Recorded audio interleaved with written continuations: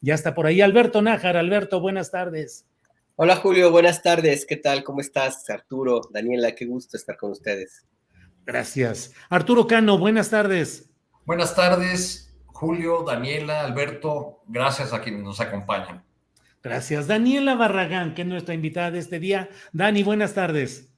Hola Julio, buenas tardes Alberto, Arturo, un gusto que me inviten a esta mesa tan interesante. Gracias, Daniela. Dani, comienza por decirnos cómo ves, cómo va la política ahorita con tanto relajo, con tanta discusión, con audios para arriba y audios para abajo, desmentidos, desmarques, traiciones, alianzas. ¿Cómo vas viendo el tema, Daniela?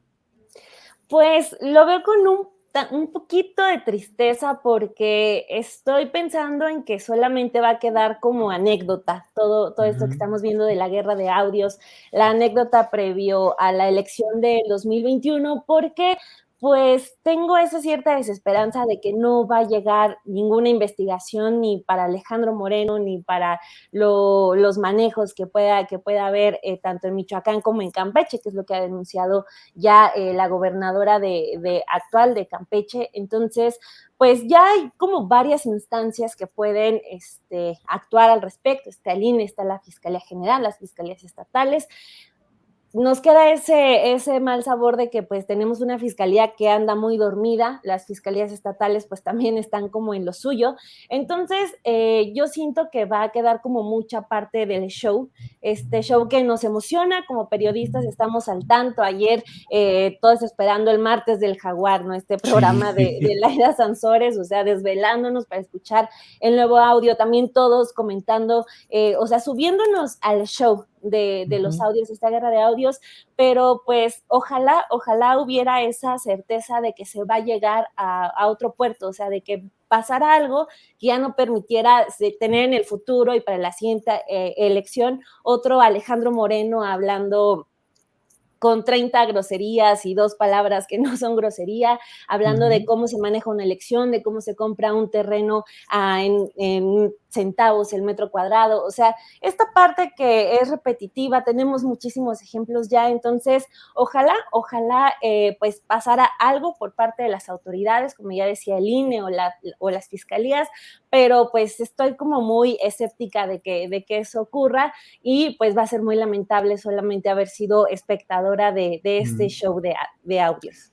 Gracias, Daniela. Alberto Nájar, ¿crees que se escape al hito de acción judicial y castigo en su contra? Y de ahí preguntarte si crees que la política mexicana está entrando en una etapa en la que vamos a ver ya acciones judiciales contra García Cabeza de Vaca, contra Alito, contra otros personajes, o simplemente es el estar moviendo el escenario político para arreglos, para venganzas, para presiones, pero a fin de cuentas no habrá justicia. ¿Qué opinas, Alberto? Mira, la experiencia de los últimos años, y no me refiero nada más a este gobierno, sino a otros, pues nos dice que difícilmente después de un escándalo haya una consecuencia legal. El caso que me viene ahorita rápido a la mente es el de René Bejarano, por ejemplo, que fue como que que ya estuvo ayer en Bucareli con el secretario de Gobernación, es el mayor acercamiento al poder político federal. Perdón, Alberto. Sí, no, además, pues qué curioso, pues es parte del trabajo, ¿no? Del secretario de Gobernación. Yo creo que ese es un punto que también se nota el secretario de Gobernación, que se supone que debe hablar con todos, hasta con el diablo, si es necesario, con tal de llegar a la negociación política para su jefe.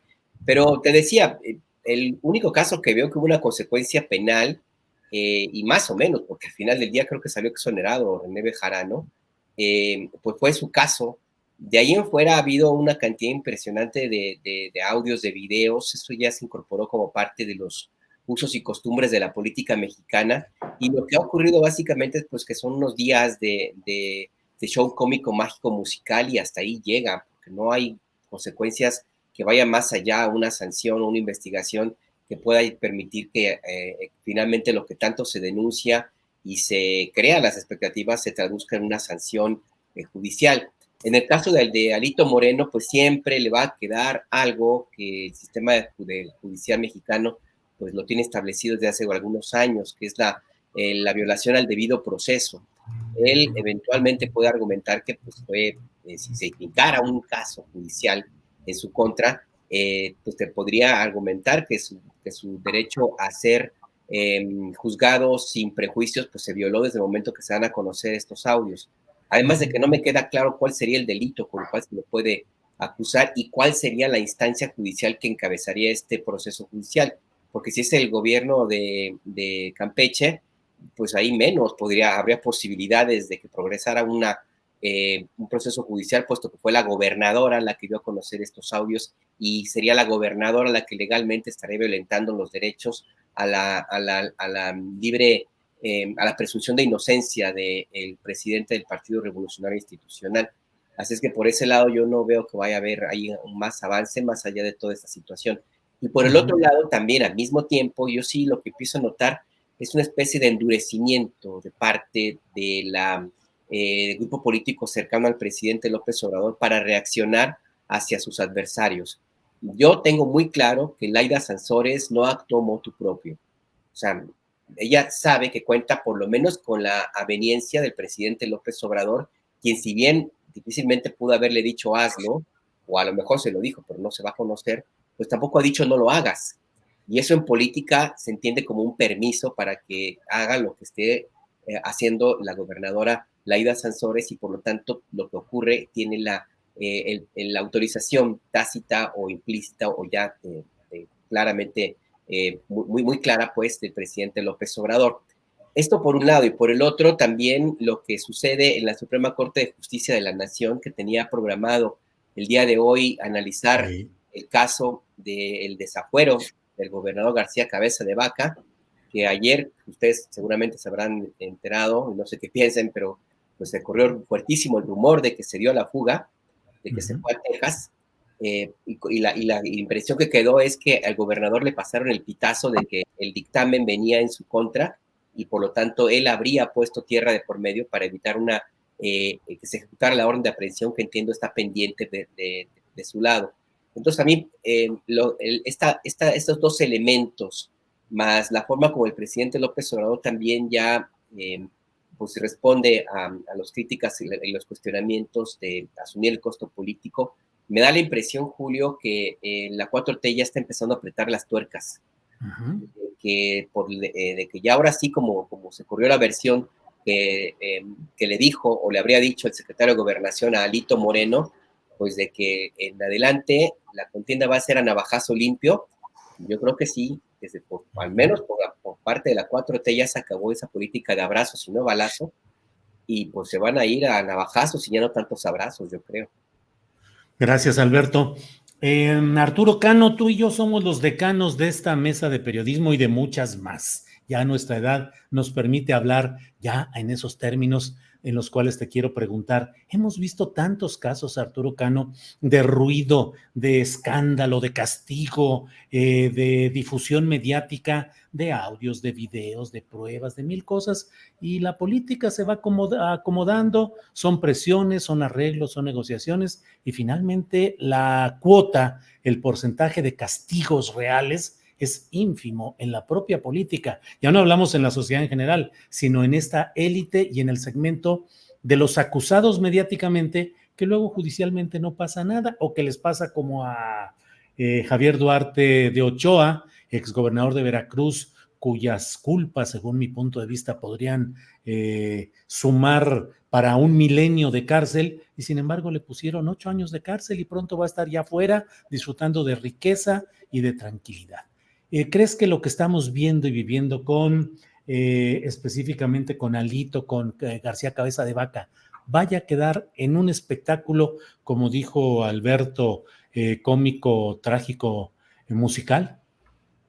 Pues yo creo que es lo más probable, dada la experiencia, dados los antecedentes. Es más, me aventuraría a decir que después de las elecciones del domingo, y según se den los resultados, pues el asunto de los audios de Alito va a quedar en el olvido, porque ya el 6 de 6 que quiere Morena, o el 4 de 6 que busca la oposición, o el 5-1, serán la nueva nota.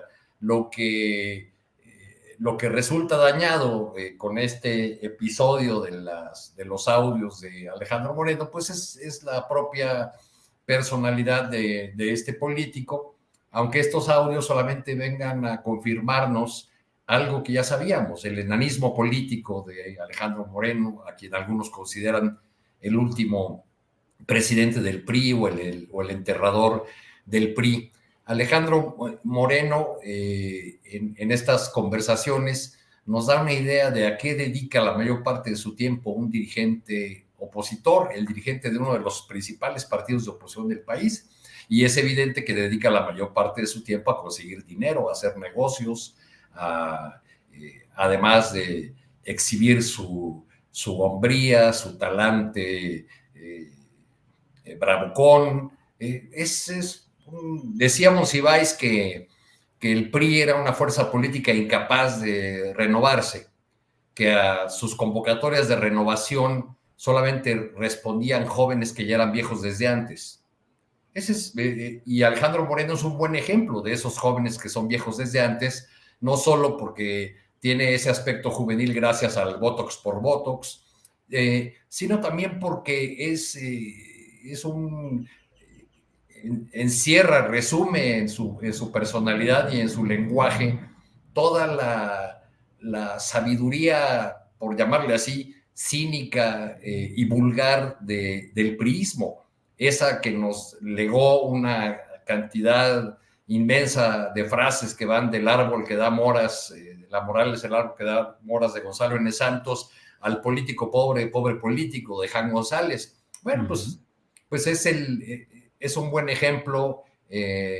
Alejandro Moreno, claro que en una versión ya muy menor, en la versión de un enano. Si alguna consecuencia van a tener estos audios, yo dudo que sea desde el punto de vista judicial. Será que si Alejandro Moreno, Alito, soñaba o tenía la esperanza de ser candidato a la presidencia en 2024, pues aquí se acabaron esas esperanzas en la hora del gente del PRI. Gracias, Arturo. Daniela Barragán, ya se ha confirmado, pues, que el Poder Judicial no va a resolver hoy el tema de Cabeza de Vaca. La Sala de la Suprema Corte de Justicia de la Nación pospone la discusión sobre este tema del desafuero, la orden de aprehensión contra García Cabeza de Vaca. Yo no sé esto, cuál va a ser el impacto respecto a las elecciones de este domingo en Tamaulipas, pero en general, Daniela, ¿cómo has visto? ¿Cuáles son tus pronósticos? Si es que le entramos al modo bola de cristal, ¿cuáles son tus pronósticos para las elecciones en 6 estados de este domingo, Dani? Tu micro. Ya. Antes de entrar a los pronósticos, creo que ahorita que mencionaban lo de Cabeza de Vaca y como para cerrar lo de Alejandro Moreno y esta frase que me gustó mucho de jóvenes que deciden ser adultos desde muchísimo antes, creo que también se saben impunes en este país. Por eso no tenemos a un Alejandro Moreno que esté siendo acorralado ni por su propio partido, ¿no? Que todos podríamos decir, pues si ya es un personaje que ya todos lo escuchamos cómo es, de qué calidad política es, pues el PRI bien fácilmente podría deslindarse, pero no tenemos a un PRI que se está deslindando, ni tampoco a Marco Cortés, digo, ya no voy a mencionar al PRD, pero a Marco Cortés, que hace una semana, cuando estábamos hablando del otro audio de Alito, pues salió como guarura detrás de este señor, o sea, se saben impunes y creo que eso mismo también ocurre con Cabeza de Vaca, con lo del rumor con el que amanecimos hoy de que ya se había fugado. Lo que sí comentan los colegas de allá de Tamaulipas es que lo que sí es que está atrincherado, porque o hay fallo en su contra en la Suprema Corte, o también ya viene la alternancia política allá en Tamaulipas y se van a saber muchas más cosas de las que ya le sabemos, porque también eso es otro asunto, ¿no? Es que Tamaulipas ahorita sí es un estado complicado por la seguridad, porque hacer periodismo es complicado, hacer trabajo político es complicado, pero afortunadamente hay gente que ha estado trabajando sobre lo que está haciendo García Cabeza de Vaca. Entonces, de que está temeroso, está temeroso. Ahora, es el reflejo también de pues un mal manejo del PAN, que está, en lugar de pensar en la gente que votó por él, por ejemplo, al menos en Tamaulipas, pues está pensando más en cómo seguir respaldando a Alejandro Moreno. Hoy la encuesta de Reforma sobre Aguascalientes menciona que el 52% de los panistas están en contra de que el PAN vaya con el PRI en esa entidad, que es la única, al parecer, que va a conservar el PAN. Entonces, ese descontento aumentó 10 puntos porcentuales en un mes, según esta encuesta de Reforma. Entonces, pues ahora sí que el PAN, en los resultados del próximo lunes, ahora sí, pues no le va a poder echar toda la culpa a Morena ni al dictador de López Obrador, sino también creo que tiene que haber una reflexión de su parte de si sigue valiendo la pena estar limpiándole el camino a una persona como Alejandro Moreno. Entonces, justo el que haya pues esa actitud con un partido que ya también lo platicábamos la semana pasada, pues está en sus peores cifras históricas, pues le va a salir muy caro y como digo, no le va a poder echar toda la culpa al PAN a Morena porque es mucho de lo que en esta campaña decidieron hacer. Esa alianza con el PRI, con el PRD, les está saliendo muy, muy cara. Así que mi pronóstico para concluir es que el PAN solo podría estar conservando Aguascalientes. Tamaulipas no, porque claro que va a haber un castigo de la gente contra Cabeza de Vaca y todo el grupo de calderonistas que rodean a Cabeza de Vaca, como Javier Lozano y como Roberto Gil Suart, por mencionar solo algunos. Entonces, pues va a ser una gran derrota para el PRI-PAN-RD, para Claudia X González, que ya con los resultados de este domingo se confirma su desesperación por jalarse a Movimiento Ciudadano, porque con los 3 partidos de plano no se pudo, y esta elección lo demuestra. Gracias, Daniela. Gracias. Alberto Nájar, ¿qué opinas con la bola de cristal puesta y el turbante así de analista político a futuro? ¿Qué opinas de las elecciones del próximo domingo? ¿Cómo crees que queden? ¿Qué aspectos preocupantes o alentadores ves en cada uno de los casos o en lo general, Alberto? Mira, yo sí creo que las encuestas, en este caso, tienen muchas posibilidades de que ahora sí que la atinen. Yo sí creo que va a ser el resultado, pero el resultado va a ser 4 de 6 para Morena. Aguascalientes es muy difícil, la verdad, que lo gane Morena, por más que hay algunos optimistas que creen que sí se va a poder, pues es una tierra bastante conservadora. Hay una tradición, pues, de no buscar mucho algo diferente a lo que ya se conoce. Y en el caso de Durango, pues también está ahí un poco complicado.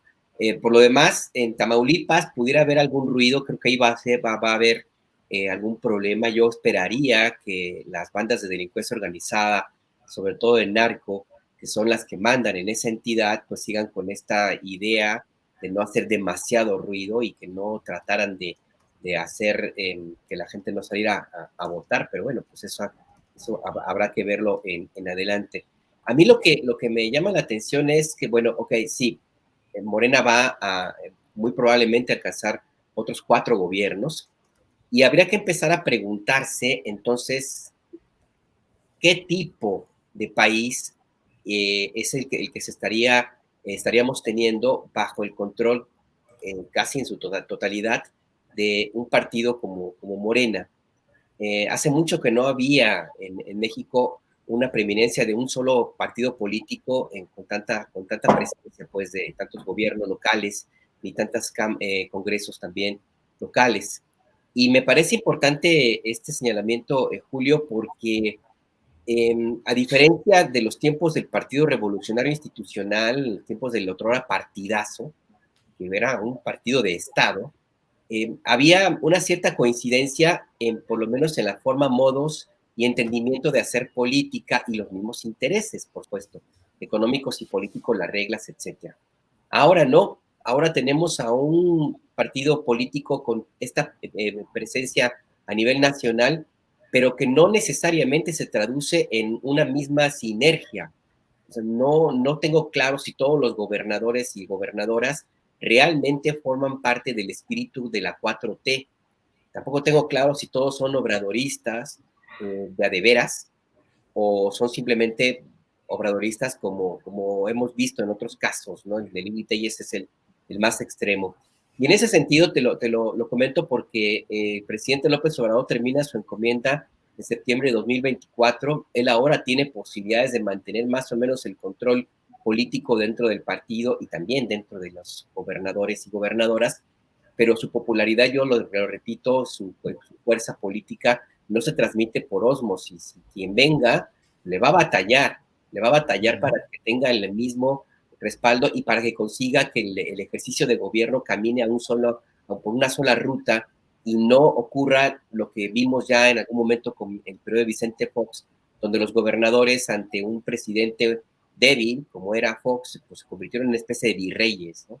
Entonces me parece que es importante empezar a revisar ahora sí ya los perfiles personales de cada uno de los candidatos y los próximos mandatarios, la conformación de los congresos locales y empezar a hacer una revisión casi como quirúrgica de para dónde se mueve cada una de las fuerzas políticas en cada entidad, porque eso sí va a determinar en mucho, no solamente el resultado electoral de 2024, sino también lo que se puede venir en adelante para los años posteriores a esa elección presidencial.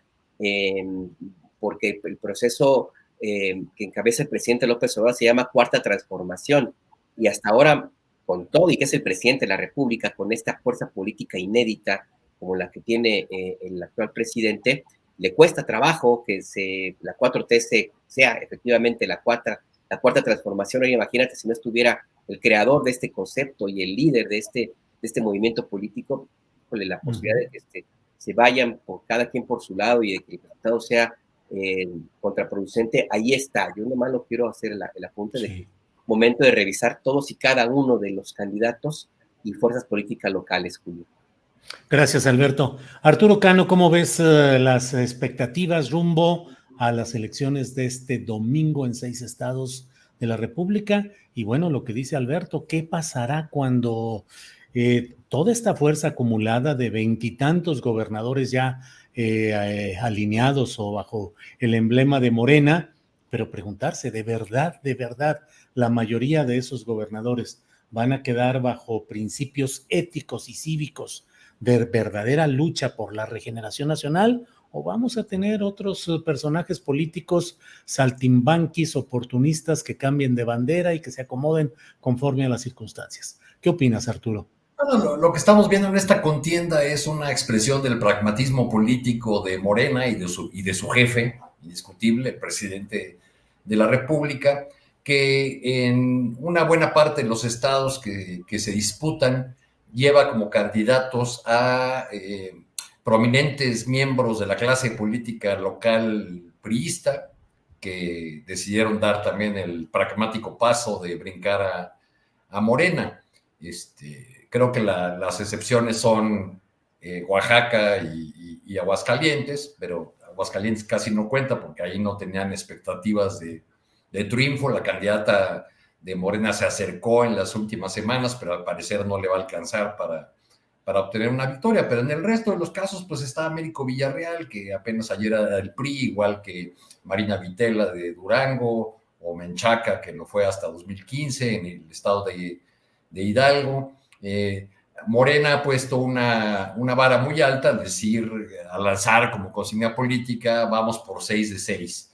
Eso era de por sí complicado. Las últimas encuestas, la mayoría de las encuestas presentan un escenario de triunfo para el PAN en Aguascalientes, de empate técnico en Durango y de segura victoria con distintos rangos de ventaja en el resto de los estados. Si a eso sumamos la elección del año que viene, que se disputan las gubernaturas de Coahuila y del Estado de México, la coalición del presidente de la República podría encaminarse a 2024 con 23 gobernadores, una base territorial envidiable, una base territorial que no ha tenido una fuerza política desde los mejores tiempos del PRI, y con esas fuerzas irían a medirse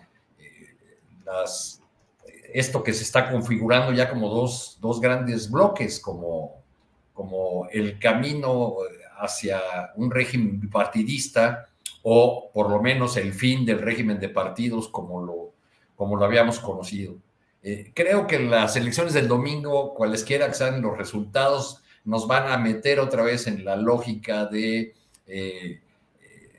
la disputa de la narrativa sobre quién ganó, porque algunos opositores insistirán en que ya ven, si el MC hubiera ido con nosotros, sí estaríamos ganando, para culpar a esa fuerza política que se ha querido construir o presentar como tercera vía de la derrota opositora.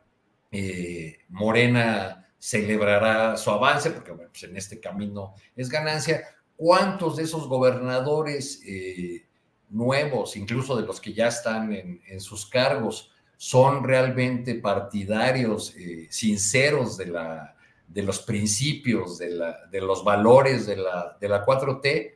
Pues yo creo que lo iremos viendo con mayor claridad conforme avance el tiempo y los gobernadores sientan que va disminuyendo la fuerza política del presidente y que ellos ya pueden empezar a manejarse con cierta independencia. Quizá algunos sueñen en ser lo que fueron los gobernadores en la época del PAN, sobre todo con Vicente Fox, pero yo creo que es muy complicado que se redite esa posibilidad. El ingrediente adicional es la presencia de figuras que no son ni siquiera militantes o dirigentes de los partidos y que en estas campañas, y me refiero específicamente al señor Claudio X, van de un lado a otro queriendo dar órdenes sin que tengamos a los partidos políticos a los que han avalado, sin que tengamos nunca claro a quién representan personajes como ese señor Claudio X, ¿no? Y bueno, pues celebrarán algo, tendrán que celebrar desde el lado opositor, como en lo que va de la semana han celebrado como su mayor logro el hecho de que la senadora Telles le haya puesto un apodo ofensivo al diputado Fernández Noroña. Sí. Si esos son los grandes triunfos de la oposición, pues creo que no tenemos una oposición que pueda tomarse en serio. Gracias. Gracias, Arturo. Daniela Barragán, pues mira, la verdad es que aquí mi trabajo es nada más irme colgando de lo que ustedes dicen para planteárselo al siguiente, que hace una buena elaboración y luego yo ya lo comento o lo presento al siguiente y ahí va. Arturo Cano nos habla de este tema de, pues, el triunfo de la oposición centrado en ponerle un apodo como changoleón a Fernández Noroña, a quien entrevistamos ampliamente en la segunda parte de la primera hora de este programa. Pero ¿cómo ves, Daniela, lo que sucedió ayer con esta actitud de Lili Telles, insistente desde mi punto de vista en una especie de provocación, señalando una y otra vez changoleón a Fernández Noroña? Su respuesta, que bueno, tú nos dirás qué opinas de ella, y luego la postura de Mario Zamora, que fue candidato a gobernador de Sinaloa, retándolo a los golpes y hasta con guantes y con careta y no sé qué tanto. ¿Qué opinas, Daniela, de este box legislativo y político? Pues bueno, el Congreso siempre ha tenido su parte muy teatral, sí, ¿no? Sí, del performance y todo, pero sí creo que también es como ya un síntoma de la decadencia. Y yo no quiero como que olvidemos que también lo que estamos viendo en específico de Lili Telles es resultado de las decisiones de Morena. O sea, sí, si ella está ahí, es por Morena, es por el presidente, es por Alfonso Durazo. Entonces, ahora sí que ellos solitos, todo Morena se tiene que aguantar algo que ellos llevaron, algo que dijeron, le vamos a dar este puesto. Entonces, pues no les queda de otra quejarse, al menos Morena, digo, el diputado Noroña es del PT, pero al menos esa parte de partidos de izquierda, pues no se puede quejar mucho porque ellos le dieron toda esa posición a Lili Telles. A mí lo que me llama mucho la atención es algo que se está generando alrededor, porque tanto la senadora Lili Telles como Kenia López y también Mariana Gómez del Campo, últimamente, no últimamente, ya tienen bastante tiempo en el que publican videos ante cualquier crítica que ellas reciben y mencionan que son víctimas de violencia política de género. Uh-huh. Entonces, o sea, al momento de que están ocupando ante cualquier comentario ese argumento, pues sabemos que va a provocar un efecto. Ahorita también, desde ayer, el diputado Noroña dijo, yo no les respondo igual porque si no van a salir con que es violencia política de género. Cuando vean ustedes también cómo están hablando aquí en el pleno, pues entonces sí siento que el hecho de que estas tres congresistas estén como escondiéndose en ese argumento termina por afectarnos a muchas mujeres, porque al momento de que hablemos de violencia política de género real, el argumento va a estar pero hasta pisoteado, porque ellas, aunque aplique quizá el se llevan y no se aguantan, porque pues si ellas van a estar refiriéndose a hombres y a mujeres de esa manera, pues no puedes escudarte siempre en que te están atacando por ser mujer, cuando si vivimos en un país en el que existe la violencia política de género. Eso no podemos negarlo, pero sí se me hace un tanto abusivo por parte de ellas el que permanentemente se estén escudando en ese argumento que digo, de verdad, hay muchas mujeres que lo padecen, hay muchas mujeres que por esa razón nunca llegan a tener un puesto en la política, solamente por el hecho de ser mujeres. Entonces, creo que primero, en el caso concreto de Lili Telles, pues Morena se tiene que aguantar y punto, porque es algo que ellos pusieron ahí, pero lo otro sí es preocupante para las quejas que vengan en el futuro reales, porque siento yo con esos argumentos no puede jugarse, porque incluso ellas lo saben, hay cientos de mujeres que sí son víctimas, que lo padecen a diario. Entonces eso es a mí lo que no me termina de caer bastante bien. Gracias, Daniela.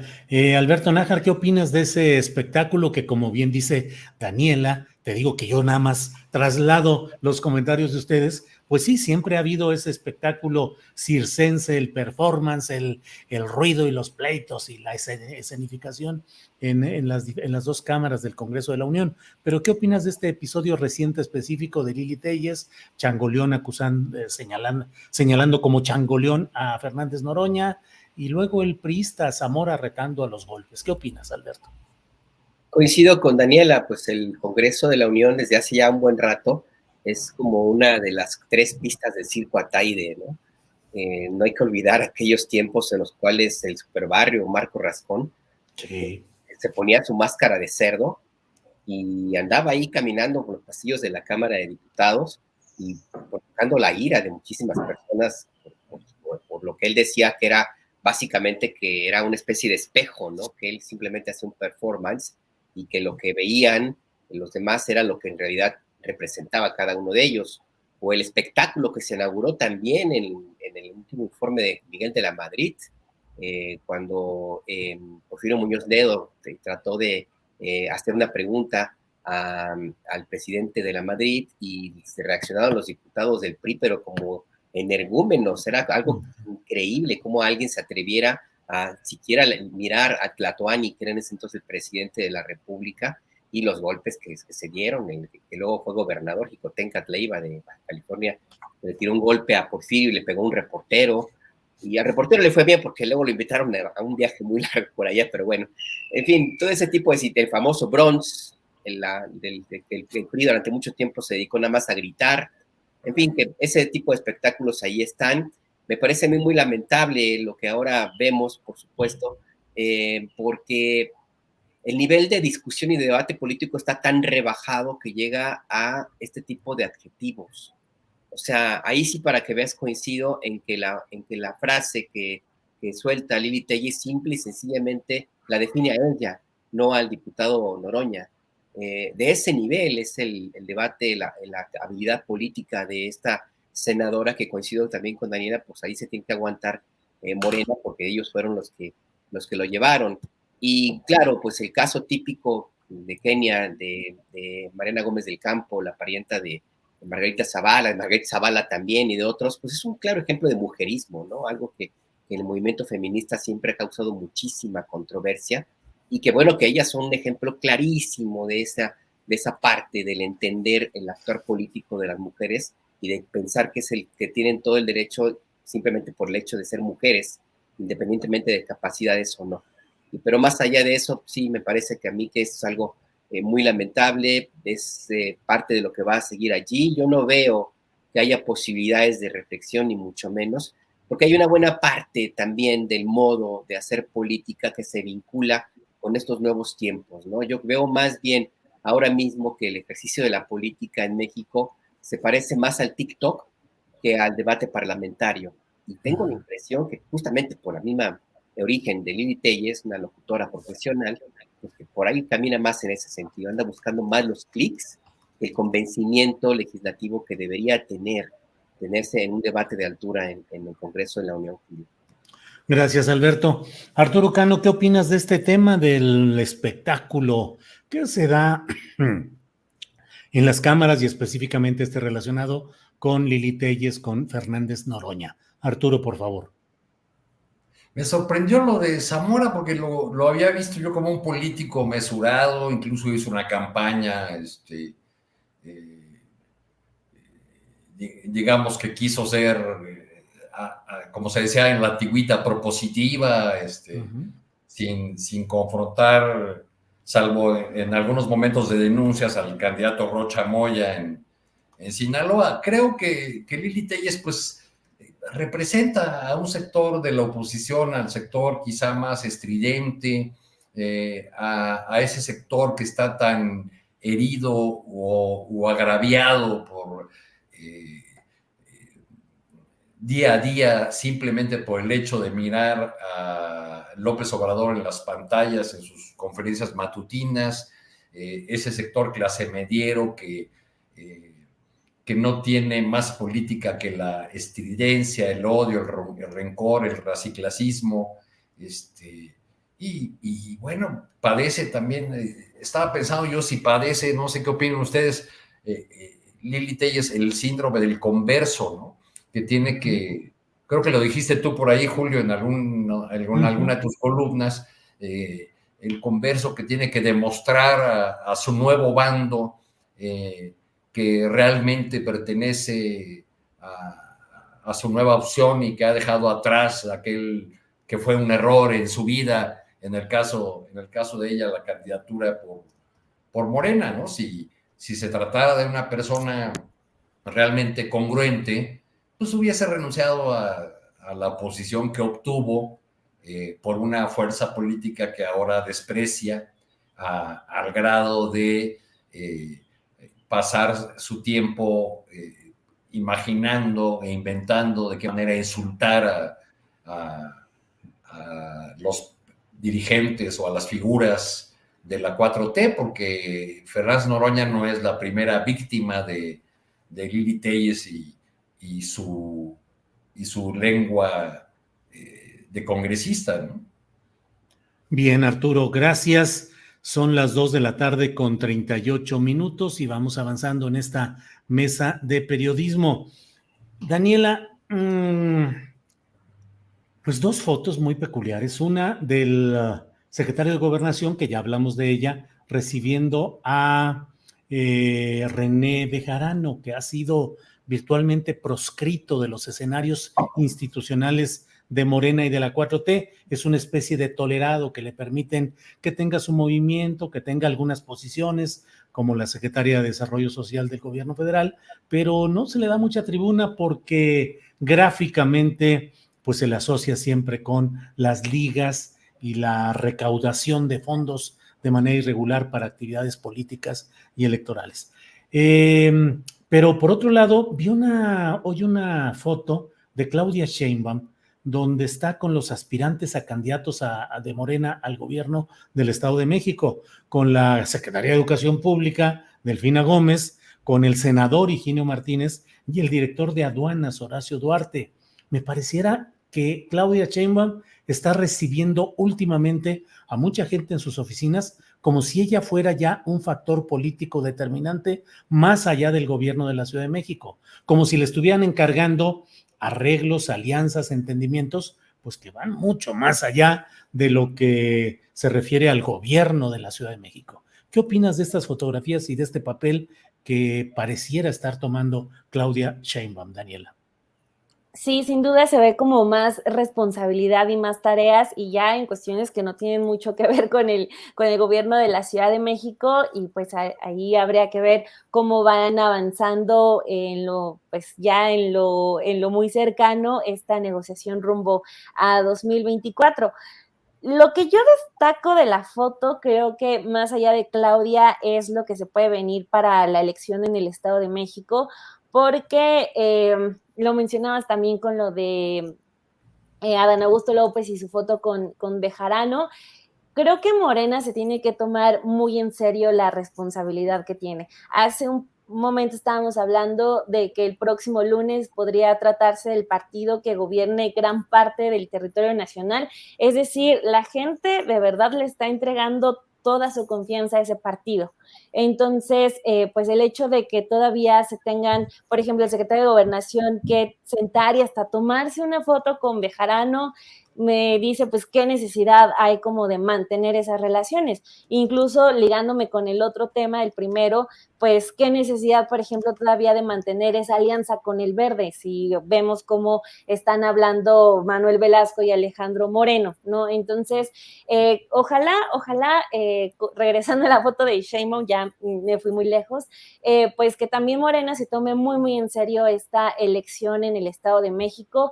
No sé si haya un conflicto porque pues al parecer la que va pues ya encaminada a ser de nuevo candidata es Delfina Gómez. En lo personal y como mexiquense no me pone muy feliz la noticia, incluso el perfil de Horacio Duarte o Alejandro Encinas, aunque ahorita ya está muy alejado del Estado de México y está más en cosas de derechos humanos, me gustaría más para esta entidad que va a ser uno de los triunfos más importantes de Morena, y no solo por decir que se gana, sino porque es una entidad que necesita que ya cambie el gobierno, que siempre ha gobernado el PRI, que está muy lastimada, que no solamente está mal en lo visual, sino que tiene los primeros índices en casi todo lo malo: delincuencia, feminicidios, en pésimo transporte público, el transporte público más caro. Entonces, ojalá que se estén haciendo pues buenas alianzas ahí dentro de Morena para que todo salga bien,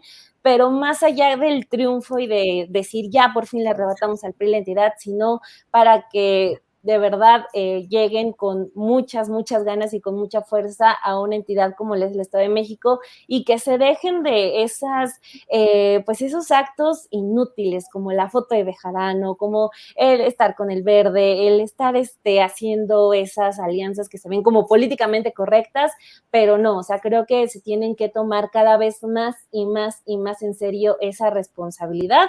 Y pues lo del Estado de México se va a poner muy interesante, pero puede ser a la vez muy triste si es que solamente quieren empezar a ganar por ganar, porque lo pueden hacer, pueden ganar y van a ganar quizás muy fácil, pero de verdad las entidades merecen gobiernos a la altura, porque pues el Estado de México sigue siendo como un México entero en 2018, o sea, no ha avanzado en absolutamente nada, así que ojalá más allá de lo político estén pensando en verdad cómo empezar a atenderle las zonas del país en las que de verdad hace mucha falta.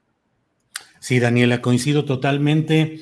En medio de pues todo el fervor y el fulgor emanado de la elección de 2018, pues se ha pensado que pueden cambiar las cosas de una manera progresiva, pues no se pide que haya cambios espectaculares de la noche a la mañana, pero creo que uno de los lugares donde simple y sencillamente sigue el mismo predominio de los grupos de interés, de los grupos caciquiles, del transporte urbano, de las industrias contaminantes y sobre todo de la creciente inseguridad contra todo mundo en el transporte público, en las calles, y los grupos tradicionales del poder económico y político en el Estado de México, felices de la vida, hartándose de dinero con un gobernador holograma, que yo lo he dicho toda la vida, Alfredo del Mazo, que es un personaje que nada más actúa para lo protocolario, para lo ceremonial, sonríe y simplemente aparece como si estuviera gobernando, pero en realidad lo que hay ahí es un terrible desgobierno institucional y un predominio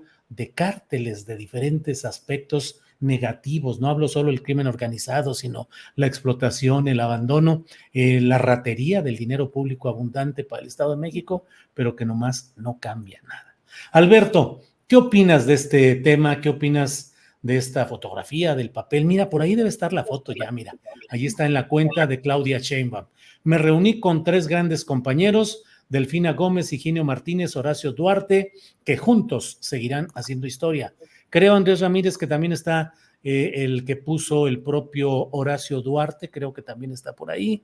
La misma foto, nada más que tiene otra redaccioncita en esta fotografía que también tenemos por aquí. El título de la foto es "No estamos divididos, ¿eh?". Así es, así es. Mira lo que dice Horacio Duarte. Una muy agradable y productiva reunión con la jefa, Claudia Sheinbaum.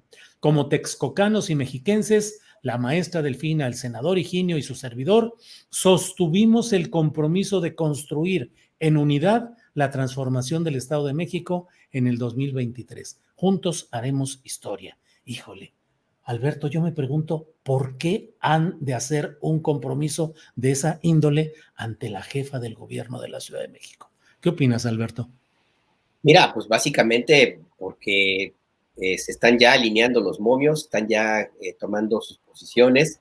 Yo sí creo que en el caso de Delfina Gómez, por ejemplo, que forma parte muy del equipo muy cercano al presidente López Obrador, pues Claudia Sheinbaum es una más de ese grupo del que le llaman los llamados puros, que son los que coinciden más con la parte más radical del movimiento de la 4T del presidente López Obrador, que se parecen más en su forma de ver la política, de hacerla, y sobre todo en la desconfianza hacia el resto de los personajes que se les acercan. Yo veo a Claudia Sheinbaum en esta foto y en otras, porque se ha reunido con otros gobernadores, recuerdo a Cuitláhuac, por ejemplo, que también se reunió, el de Veracruz, a ella misma el fin de semana, cuando anuncia que se va a hacer campaña a algunos estados de la República, pues ya la veo ya, francamente, en la construcción de su propia candidatura presidencial, está en campaña. Ella también entiende que el Estado de México es, digamos, la madre de todas las batallas, como la aduana que tiene que, por lo menos, si no ganarse, que debería ser así, pues por lo menos avanzar un buen trecho en términos del número de votos que pueda obtener la Cuarta Transformación. No hay que olvidar que el Estado de México es el granero de votos del país junto con Veracruz. Y ahí mismo también existe una cantidad impresionante de recursos públicos que se han manejado de toda la vida, y existe también lo que significa el emblema del famoso grupo Atlacomulco, y que significa pues básicamente el último resabio de ese viejo partido, del partidazo pues del PRI, y una victoria en el Estado de México sí ya pone por lo menos pie y medio de quien sea el candidato de Morena o candidata, ya como pie y medio de regreso en Palacio Nacional. Por eso me parece muy importante esta fotografía, porque más allá de, como coincido, como dice Arturo, que es como un mensaje de decir estamos todos juntos, no estamos divididos, eso ya se va a ver más adelante. Me parece que es el mensaje, ¿no? De que Claudia Sheinbaum es como una de las candidatas de este grupo político, y la están posicionando, se posiciona más en ese terreno. Hay que reconocer que tanto a Marcelo Ebrard como a ella les falta pueblo. No tienen el recorrido que el presidente López Obrador ha hecho. Ningún político lo tiene, por supuesto, pero por lo menos yo diría que ni la tercera parte del camino popular y del baño de pueblo lo han tenido ninguno de esos dos candidatos, y por lo tanto, pues estas imágenes me parece que van más en ese sentido, la construcción de una candidata que sonríe, que es capaz de sonreír, a la que la quieren presentar como en su momento se hizo con la candidatura de Cuauhtémoc Cárdenas, recuerdan ustedes, que sorprendió en 97 con la imagen, la fotografía que se convirtió en el ícono de su campaña, con un Cuauhtémoc Cárdenas sonriendo, algo que nunca habíamos visto. Bueno, pues yo creo que ahora mismo a Claudia Sheinbaum también la quieren presentar como una candidata popular, como un personaje que es capaz de caminar en las calles, que se sale de las aulas de la academia y que pues que empieza ya también a darse sus baños de pueblo. En ese sentido creo que le lleva un tramo avanzado a Marcelo Ebrard, que sigue todavía refugiado en los salones de los hoteles y de las comilonas y todo eso. Y ahí sí, como que al compañero Ebrard le hace falta no una fotografía, yo creo que todo un álbum completo, un buen baño de pueblo para avanzar en este tramo. Gracias, Alberto. Arturo Cano, pues ya lo decías, que la foto esa quiere decir sonríe, estamos unidos y no nos vamos a dividir.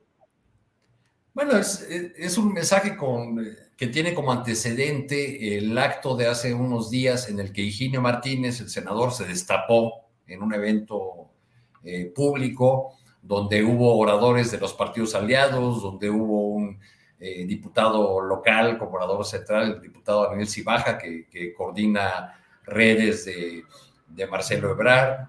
Y lo que yo he sabido por dirigentes de Morena es que Higinio Martínez mandó el mensaje a sus compañeros de grupo político, porque tanto Duarte como Delfina forman parte del grupo Texcoco, del GAP, creo que se llamaba, creo que eran las siglas de este grupo que tiene su fuerza y su presencia fundamental en esa zona del Estado de México, y que bueno, pues él mandó el mensaje de voy porque voy, y ya empezaron los jaloneos desde arriba.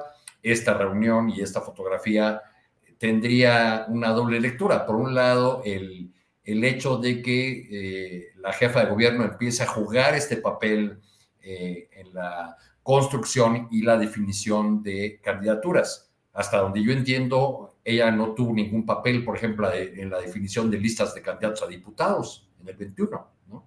Uh-huh. Entonces esto ya está cambiando. Y por otro lado, podría leerse como una suerte de reconocimiento de una de las debilidades de Sheinbaum en el camino a 2024.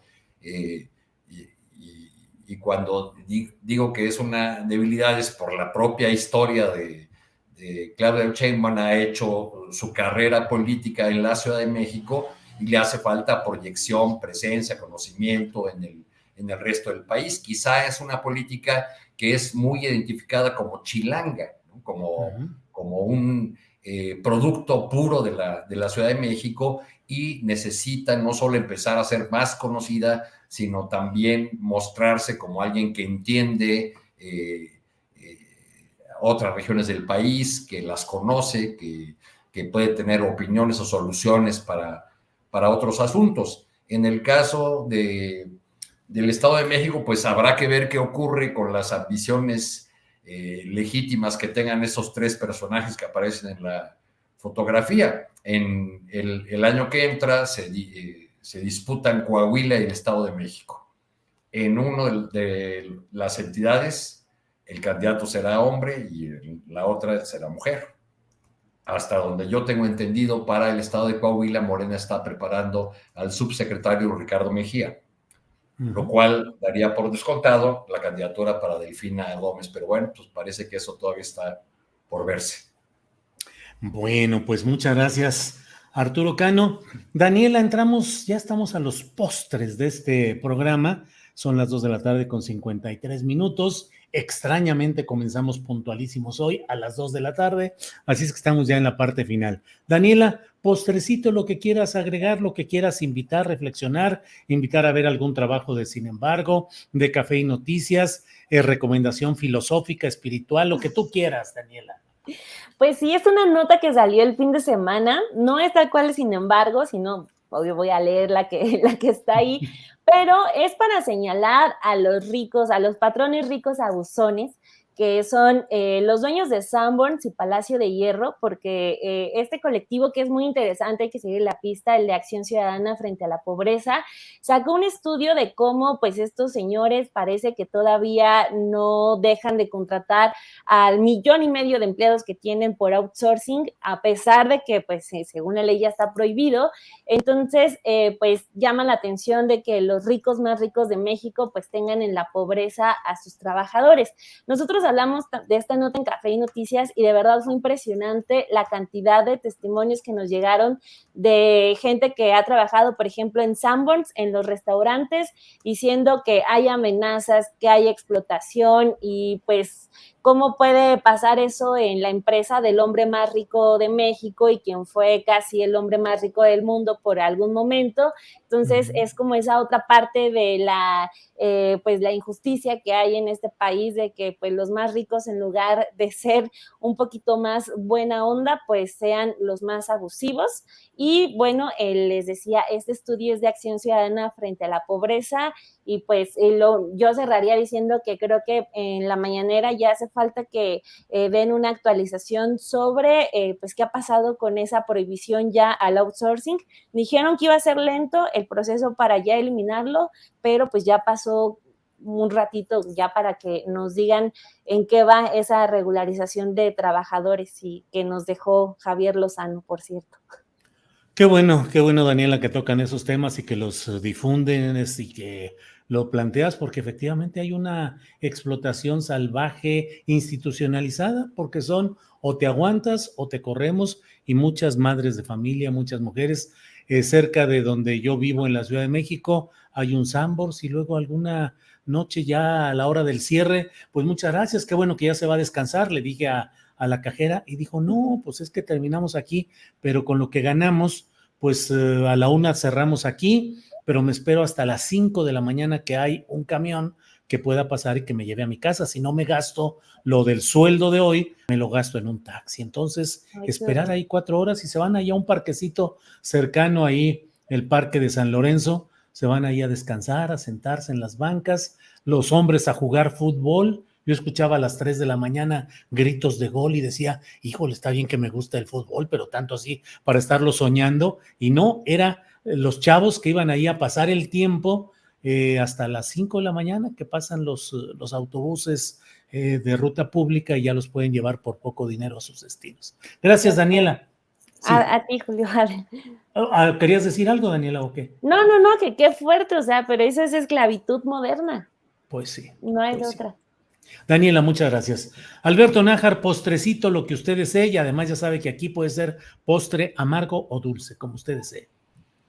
Pues mira, quería hablar sobre Sandra Cuevas y su nuevo enredo, pero acaba de salir una noticia que me parece ahora sí que importante. Yo no he seguido mucho el caso, pero ha causado muchísimo ruido. Se acaba de dar la resolución del jurado que lleva el juicio de Johnny Depp contra Amber Heard, y pues ganó Johnny Depp.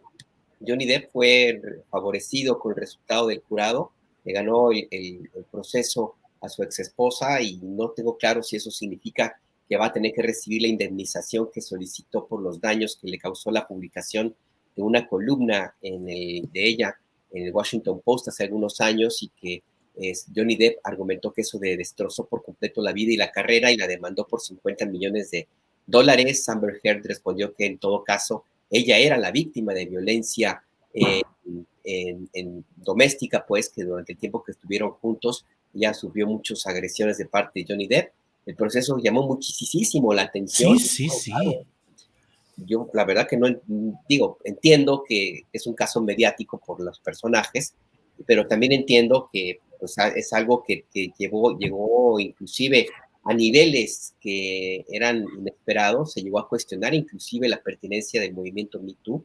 En algún momento se llegó también a plantear esa idea de que no necesariamente una acusación planteada solamente por una persona que se dice víctima necesariamente tiene que ser real.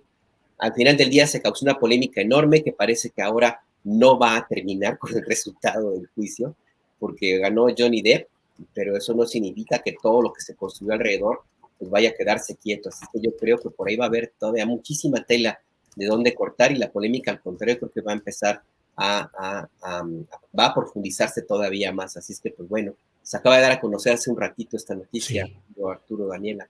Y pues ahí. Así es, Alberto. Gracias por este tema, que efectivamente cuánta difusión, cuánta polémica, cuánta presencia mediática, y pues habrá que analizar. Incluso hay quienes dicen que esto va a afectar los procesos de denuncias de mujeres respecto a abusos y a este tipo de señalamientos, porque pues ha sido aplastante. ¿Qué diré? Porque, bueno, es complicado, pero pues pareciera que tantas argucias o mentiras o distorsiones que dicen que hizo la señora Amber, y que finalmente le da el triunfo a Johnny Depp. Pero bueno, de eso ya iremos platicando más adelante. Gracias, Alberto, muy amable. Arturo Cano, postrecito, por favor, lo que usted desee. Un postrecito preocupado, Julio. No sé qué estarán pensando en las filas de la oposición después de que un par de entes probablemente ligados al Foro de Sao Paulo y con una clara tendencia populista, creo que uno se llama Swiss Credit y otro se llama Finch, estos fondos de inversión y consultoras afirman uno y otro que lo más probable es que en 2024 gane el candidato o candidata que ponga el partido Morena. Es muy curioso cómo estos organismos, estas entes internacionales contradicen todo el escenario que desde la oposición y desde algunos grupos empresariales se ve en México, ¿no? Mientras acá dibujan un escenario de desastre, de falta de inversión. ¿En cuánto iba a estar el dólar por estas fechas, según nos 30 dijeron pesos, 18, decían. 18, por ejemplo, ¿no? Entonces, bueno, es muy curioso que sean estas consultoras que son representantes del capitalismo global las que hagan este análisis y de alguna manera sugieran que lo mejor es la continuidad. Pero pues contra ellas no se van durísimo, ¿no? Porque creo que no llevan la firma del Foro de Sao Paulo. Bueno, pues así estarán las cosas. Bien, pues Daniela Barragán, muchas gracias, buenas tardes, gracias por estar en esta ocasión con nosotros, Dani. No, gracias a ti, Julio y Adriana, por la invitación. Ya saben que yo siempre puesta, y un saludo a los maestros Arturo Cano y Alberto Nájar. Un placer haber estado aquí. Gracias, Daniela. Alberto Nájar, gracias y buenas tardes.